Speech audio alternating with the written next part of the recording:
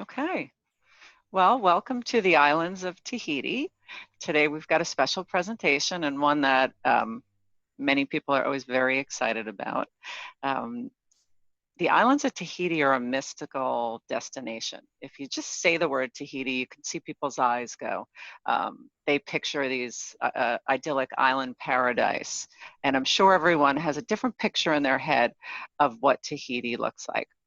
Once we go through the presentation tonight and we visit Tahiti virtually, you'll discover that what you're picturing in your head really isn't too far off from reality. First, I'd like to introduce myself. I'm Lori Foster. I am a travel advisor and I am the owner of Luxury Travel Associates. I live in Southern California. I'm originally from New York, but the thing I like now is that it's much easier to get to Tahiti for me from the West Coast than it was from New York. I've been in the travel industry about 25 years, and Tahiti is always on the top of my clients' travel bucket lists. This is just a picture to show you how beautiful it is. This is Tikehau. The white and pink sand beaches make it almost seem like the picture is fake. It's too good to be true. About 500 Tahitians live in this tranquil island, and it's just paradise. Bora Bora, probably the best known island in Tahiti for people. It's located on probably the most beautiful crystal clear lagoon in the world with millions of shades of blue. The white sand beaches lined with coconut trees and of course the famous overwater bungalows. Just picture sitting out on that deck and sipping your coffee in the morning or watching the gorgeous sunrise with a cocktail or just taking a dive off and maybe snorkeling with all the fish or seeing the multicolored corals. So where exactly are these beautiful islands? Tahiti's located in the South Pacific, and if you look, it's pretty easy, not easy, but it's pretty convenient to get to from many different areas. And just from Los Angeles, where I know a lot of us are from, it's only about an 8-hour flight. So just think about how nice it would be to just end up in 8 hours, take a nap on the plane, and wake up in paradise. So I'd like to introduce today, I have with me Denise Schmieden, Denise Schmieden-Knecht. She's the travel trade manager from Tahiti Tourism, and she's a wealth of knowledge about Tahiti and everything you could want to know about it. And I wanted to welcome you, Denise, and thank you for joining us today. Thank you very, very much, Lori. It's actually really, really nice to be here. We appreciate Vacations inviting us and to talk about Tahiti. We reopened mid-July as a tourist destination to all nationalities, and it's gone really well so far. I am going to share my screen quickly, and we'll start. Um, see if we can, there we are. The islands they've adjusted, and we are pretty lucky that we have a lot of international travelers coming into the islands, and mostly French and American right now. But it's been a nice, slow, easy start. And it's made it really safe for travelers. And I think that's what a lot of people want right now. They want to know that they're going to go on vacation and feel secure and safe and also just relax and have a nice time. So we're seeing a lot of that right now. So I'm going to just go through a few slides, and I love to talk about Tahiti. We are an island destination filled with Tahitians, and the Tahitians have their own language. And so Yorana Imaeva, Yorana, that first little portion of that phrase up on top is hello. Yorana, you hear that everywhere at every single resort. They're going to be saying this to you as you pass by, Yorana. And Maeva means welcome, hello and welcome. And as Lori mentioned, the islands of Tahiti, they're located right there in the middle of the Pacific Ocean. It is just an 8-hour flight from LA or San Francisco. We're very lucky to have such an easy flight, truly 2 cocktails and a movie, and you're in Tahiti, you're in paradise. You walk off that plane and you feel the warm trade winds of French Polynesia. If you think about it, Hawaii is just from the West Coast is just, I don't know, 5.5, 6 hours. But Tahiti's just a tiny bit beyond that, just an 8-hour flight from LA or San Francisco. We are a large island nation. You can see the islands, I've overlaid them over Western Europe. You can see the boot of Italy in the bottom portion of this map. You also see a little bit of Spain and France, and up in the top portion, the UK. This shows how huge French Polynesia is. It spans north, south, east, west, a very, very large area. So that means our climate is different in the south than it is from the very north.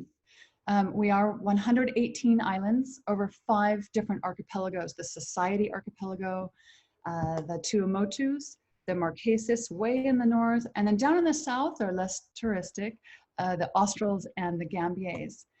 Once you get into Tahiti, this is how you get around, by inter-island transportation. You hop in this little plane, this twin propeller plane, and you hop over to Bora Bora or Rangiroa, Taha, or Raiatea, and it's just an easy flight over. So you land in Papeete and you hop in this plane, and it takes passengers all over the islands.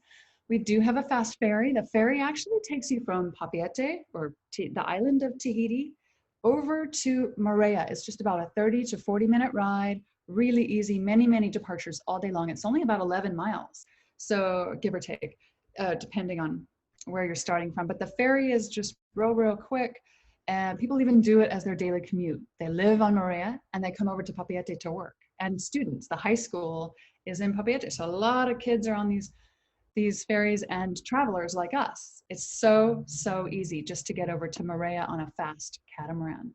The weather and the climate, it's pretty much similar, if not identical, to Hawaii. It does make us a year-round destination. We are tropical. We do have those rain showers that burst through, so you want to make sure that you have sunscreen, hat, and sunglasses, but also maybe a little rain jacket just tucked into your backpack, because you do have those tropical showers, 10, 12 minutes and it's gone.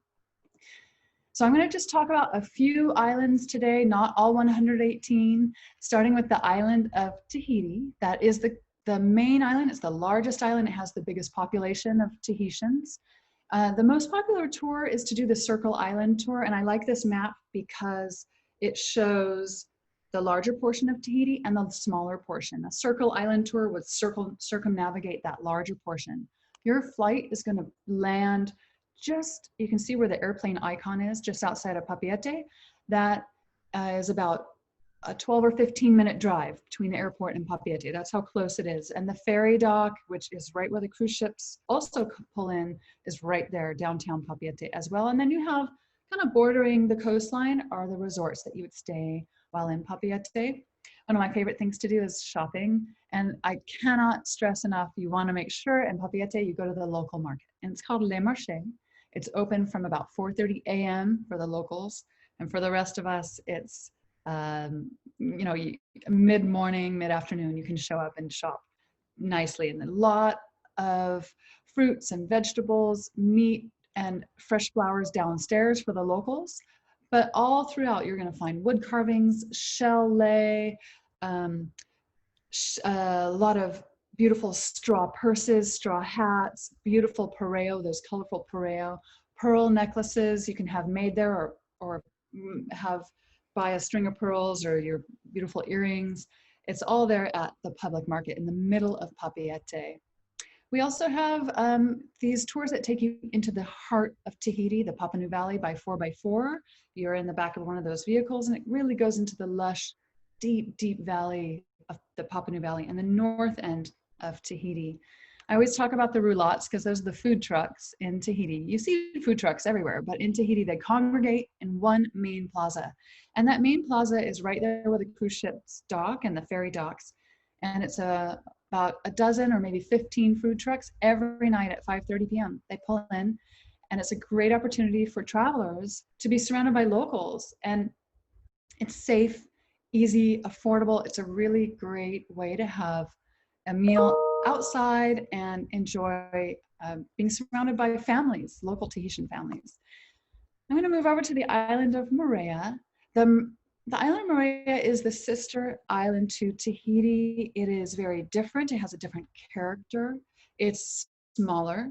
It looks, some people say that the map looks like a heart. I kind of think it looks like an eagle, but you can see The eastern side, the right side of the island of Moorea is where the ferry pulls in, and we have a little airport there that accommodates helicopters and airplanes. It's literally an 8-minute flight from Tahiti. So most people take that ferry, and it's so easy. It's one road that goes all the way around Moorea, and you can see those two deep water bays at the north coast. Those are those deep, beautiful deep water bays flanked by high jagged peaks.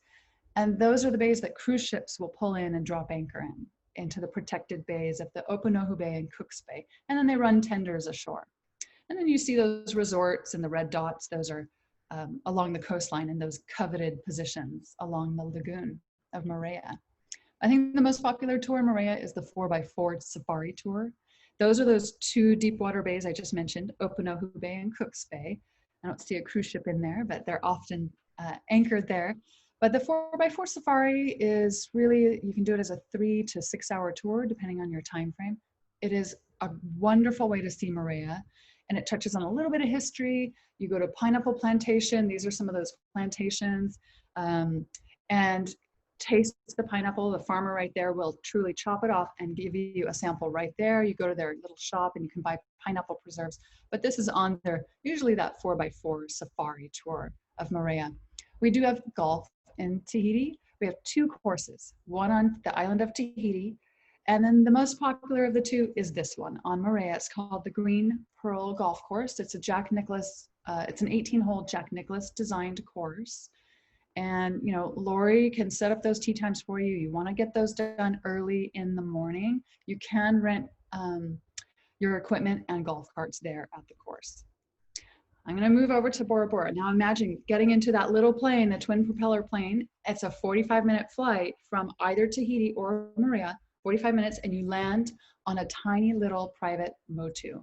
This little motu, you can see on the map on the right, the airport icon is at the top. This airport was built by US GIs during World War II. We had GIs there that occupied this whole area. And the airport is located on its own little islet. I am not kidding. You want to have your cameras out in the video mode as you're landing. It doesn't matter which side of the plane. It is a showstopper. And you land and you're surrounded both sides by that blue water. It, like Lori said earlier, it looks fake. It is not. Pictures never do it justice. And this is where all those red dots are the resorts. Some are located on the main island of Bora Bora in the south, the bottom portion of it. And then you'll see most of them are located on their own little, the islands, the motus. So each resort has their own shuttle pickup at the airport. So you're met in style by these beautiful shuttles. You hop on and then they whisk you across that lagoon to their properties. I'm going to go back to that really quickly. The Mount Otumanu, you'll see from every angle in the lagoon. Every property brags about their view, their mountain view, and it's Mount Otumanu. Both pictures have the same mountain peak in the middle. It's just a different character, a different view from every which way you look at it within the lagoon. But it's stunning from any angle. I'm going to move over to the island of Tetiaroa. Tetiaroa is quite special. You can see in this photograph the resort. There's a small resort there, and it's located, you can see it just below the word island. And you can see the airstrip toward the top of this picture. The island of Tetiaroa was actually, you know, Marlon Brando, when he was filming Mutiny on the Bounty in the 60s, he fell in love with French Polynesia and he bought this island. And this island is only a 20-minute flight from Papeete. He worked in conjunction with the Tetiaroa Society, and they created an eco-friendly resort. That was his desire, is to create an eco-friendly resort. In July 2014, the Brando opened. And the Brando is an incredibly special, very private, secluded property. It has no overwater bungalows. They're all very private beach bungalows. They have your own private beach. And the Brando really has embraced that eco-friendly environment. They don't want to have too much of a footprint on the island. That was what Marlon Brando wanted. Again, 20 minutes on their own private airplane called Air Tetiaroa. Tetiaroa is actually itself a nature sanctuary. You can take out the bikes from the property. You can take a lagoon cruise, go snorkeling, paddleboarding. It's all from the Brando. I'm going to move over to Raiatea and Taha. These are all islands that are relatively close. So Raiatea, Taha, Bora Bora are all kind of close to each other. It's maybe a 12-minute flight from Bora Bora, where you'll come over into Raiatea. These are two islands, Taha and Raiatea, that share the same lagoon. Taha on the north end and Raiatea in the south. There's only one airport that services both. And it is a really great opportunity to go to a cultural site. It's Tapu Tapu Atea is on the UNESCO World Heritage Site as of 2017. That's located on the island of Raiatea. When you're on these cruise ships, or you go over and you stay at La Taha on the island of Taha, this is often a tour that you'll be offered, is to go to this cultural site called Tapu Tapu Atea. It took me a while to learn how to say that. The island of Raiatea is also the jumping off point for day cruises. It's a really wonderful opportunity to rent a catamaran, anywhere from 2 to 10 people, and you can do sunset sailing as well. My favorite, I'm very comfortable in the water, grew up in Southern California at the ocean.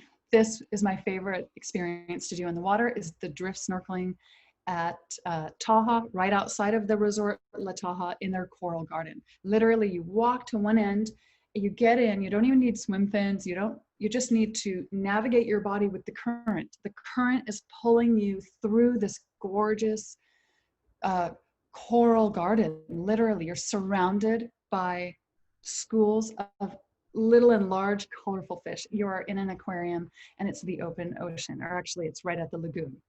So now I'm going to just touch on some of the activities throughout the islands. We have ATV tours. They have become more and more popular. For those of you who are adventure enthusiasts, ATV tours are found on the island of Tahiti and Moorea. The 4x4 excursions are always popular. Tahiti, Moorea, Bora Bora, Taha, and Raiatea. Most islands that have a mountain offer a 4x4 excursion. Spa and wellness experiences are very popular. Spas are located at every resort. And then other activities on land, you can rent a moped. I really enjoy taking out or renting the beach cruisers, as long as there are no hills, and just going along and just seeing. You can literally pull over and go snorkeling at certain beaches. It's safe and easy. People don't speed over there. It's a really easy way to see the area.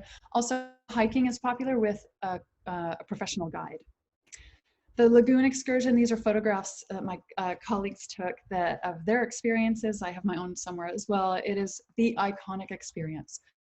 There is, you definitely, when you're going to the islands of Tahiti, Moorea, pretty much any island with a lagoon, that protected lagoon with that beautiful water, will have a lagoon excursion. This is where you get in one of these boats, and they will drop anchor in protected little areas. You can go swimming with the black-tip sharks and the stingrays. It is the most popular experience, I'd say, in French Polynesia. Combine that with a motu picnic. Most companies will combine it with a motu picnic. This is where your boat is going to pull up to that white sand beach, and you hop out in knee-deep water up to shore, and you start smelling the barbecue smells of fresh grilled fish, chicken, beef. They're cooking for you right there, and you eat on the beach, usually in the shade, or they pull chairs out and tables out into the water. So your feet and your calves are in the water as they're serving you lunch. It's spectacular. Fishing is really popular, as well as whale watching. Whale watching is actually right now. It's the end of July through the month of October. We have whale watching. It's the humpback whales. They come through with their babies in this time frame only on the island of Tahiti and Moorea, and it's only snorkeling with them. So you go out for about 4 hours, and you just hope and pray that the mama whales and her babies are there. They usually are. So it's quite an experience. Most other activities really center around the water. Stand-up paddleboarding is very popular from every resort. Jet ski tours, as well as kayaking, outrigger canoes, and snorkeling. This is a little photograph of the wide variety of cuisine we have in French Polynesia. The middle photograph is a picture of our national dish. It's called poisson cru. It is often served like that in a half coconut shell. It is melt in your mouth, very fresh, caught that morning white fish, usually lagoon fish, that's diced into little cubes. It has been soaked in fresh coconut milk and marinated with lime juice, often served with little julienne vegetables. Now I'm going to touch on some of the accommodations. I'm not going to talk about properties themselves because Lori can do that. She knows all about the various properties throughout the islands, but accommodation styles are very different. This is a picture of Bora Bora, stunning. We have the privilege of saying that the Overwater Bungalow actually, it's the birthplace of the Overwater Bungalow, is French Polynesia. Right there on the island of Raiatea, 3 guys from Newport Beach, California, got together and they, about 52 years ago actually, and they created the first Overwater Bungalows. Those are pictures of those very first Overwater Bungalows on Raiatea. But this is what they look like today. Stunning, absolutely gorgeous. They really stretch way, way out into the lagoon, and you have your own deck you step out on. You can drop down that ladder. Every single one has snorkel equipment inside that you can use. Some of them you step down and you're chest high, or some you step down, you can't touch the sand. It just depends on the property. Really, you can combine this with a beach bungalow or a garden bungalow as well. Make it a split stay, do a little bit in one, and then end with that really special Overwater Bungalow experience. The garden bungalow, I prefer the garden bungalow because I like that privacy. I like the security, that space of the vegetation, creating a natural wall. You have your own private plunge pool, as well as usually a deck, and then a space for breakfast. They'll come bring you breakfast out on your deck. And then there's also the beach bungalows are very popular because I mentioned the split stay, do a beach bungalow and an overwater bungalow. It's a really great way to combine those 2 accommodation styles. The beach bungalow often has their own private pool, and then it stretches way out onto the sand. You can walk right up to the lagoon. Overwater villas. This is actually where I'm seated right now at the Intercon at the Brando Suite. At the very end, they have these gigantic villas that you can also enjoy, and they often will sleep anywhere from 6 to 8 people. Guest houses are very popular, as well as home rentals, private villas, and private islands you can rent out. Cruising, sailing, and yachting is really popular in the islands of Tahiti. The gorgeous, elegant Paul Gauguin cruises that she offers 7, 10, 11, 14-day cruises and going all throughout the islands. I did the 7-day and have to go back for a longer. It's a really spectacular way to see. I think it's 5 different islands, and on 2 of them, Bora Bora and Moorea, you overnight on board. So you have 2 full days in Moorea, 2 full days in Bora Bora. We also have Windstar cruises. They've stopped for now, but they'll come back. They're always with us year round. They'll come back in the future, as well as Aranui Cruises. It's half cargo ship, the front, and half passenger ship is the back. And she services the Marquesas Islands. She literally services, she brings all of their supplies to the islands every 2 weeks.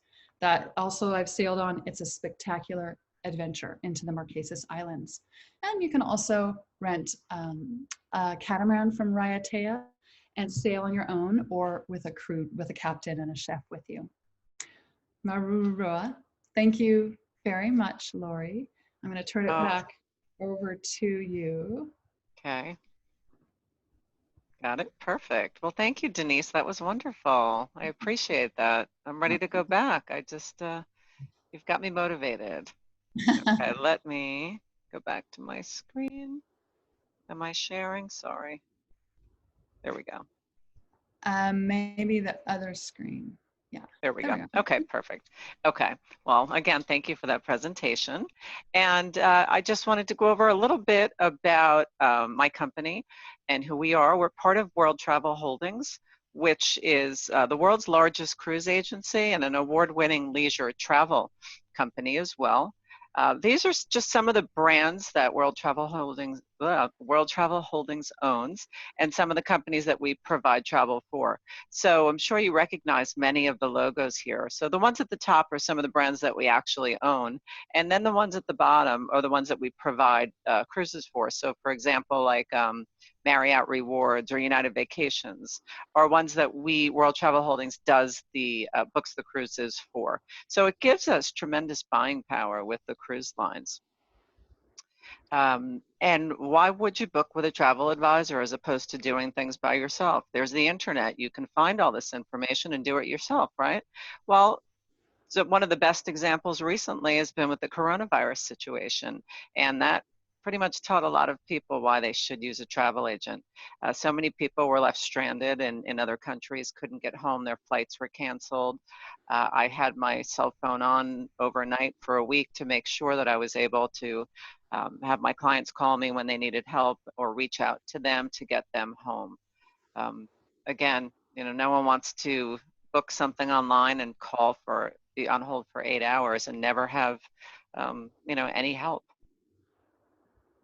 And, as travel advisors, we listen, we suggest, we adjust things, we understand you and what you want from your vacation. We're not a search engine or just an anonymous call center operator. We develop relationships with our clients and know what you want. We're there with you before the trip, during the trip, and after it. Next week, actually, we have 2 more webinars as opposed to one we've been doing every week, but we're back to the South Pacific on Thursday with Fiji. And then we have a special one we put in on Monday about working and learning from paradise. Many places now are offering extended stays where you can work, like many of us are working from home, and even the kids with the distance learning. So between the 2 of those, if you take a look, you can register for them if you go to Virtual Travel by DV. And it also has the whole schedule of, give me a moment, sorry about that. Just a few, just to show you of all the different webinars that we're doing or have done.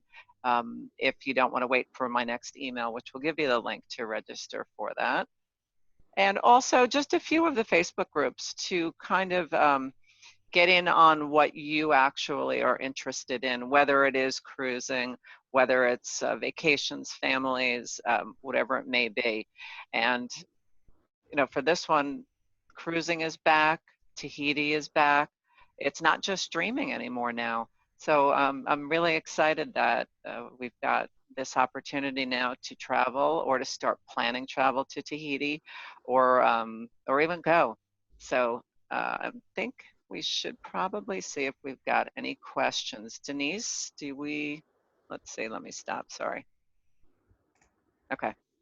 Okay. Does anyone have any questions that we can go over? Anything maybe that we didn't cover during the presentation? I'm looking, I don't see any questions in here yet, no. Okay. Well, you do know how to reach me, and if you do have any questions for Denise or anything that I can answer, I will reach out to her for you. And I want to thank everyone for being here this evening, and Denise, thank you again. You're welcome. Okay, Thank and we'll you. see everyone next week. Have a good evening.